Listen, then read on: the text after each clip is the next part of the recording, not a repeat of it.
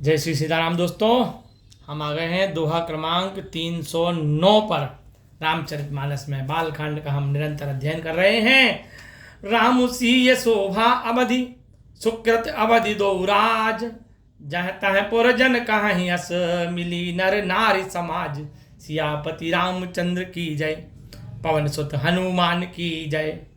रामचंद्र जी और सीता जी तो शोभा की जो लाख आखिरी सीमा है उसके भी परे हैं, और जो दोनों राजा हैं वो पुण्य की भी सीमा के पार हैं। जनकपुर वासी सारे नर नारी समूह के समूह मिलकर जहाँ तहाँ यही बातें कह रहे हैं।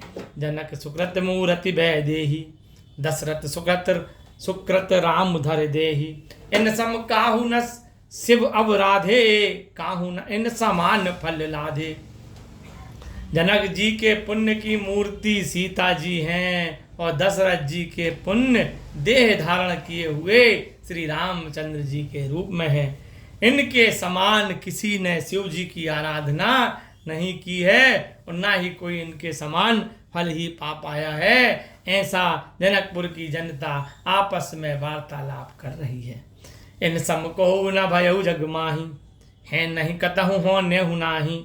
हम सब सकल सुकृत के राशि, भय जग जनमी जनकपुर वासी। तुलसीदास जी लिखते हैं कि जनकपुर वासी बातें कर रहे हैं कि राजा दशरथ जी और जनक जी के समान संसार में कोई नहीं हुआ है और ना कोई होने वाला है। और हम सारे जनकपुर वासी भी अत्यंत पुण्यवान हैं, जो कि जगत में जन्म लेने के बाद इस जनकपुर के वासी हुए। जिन जानकी राम छवि देखी, को सुकृति हम सरस विशेषी। पुनि देखब रघुबीर बिहाऊ, लेब भली विधि लोचन लाहू। जनता आपस में चर्चा कर रही है कि हम ऐसे बिरले लोग हैं जिन्होंने जानकी जी और श्री राम जी की छवि देखी है। हमसे पुण्यवान कौन होगा कि हम श्री रामचंद्र जी का विवाह देखेंगे, और भली भांति हमारे नेत्र इस साक्षात विवाह का लाभ पावेंगे। कहाँ ही परस पर को केलवैनी, यही बिहाह बड़ लाभ सुनैनी। बड़े भाग विधि बात बनाई, नयन अतिथि हो यही दो भाई।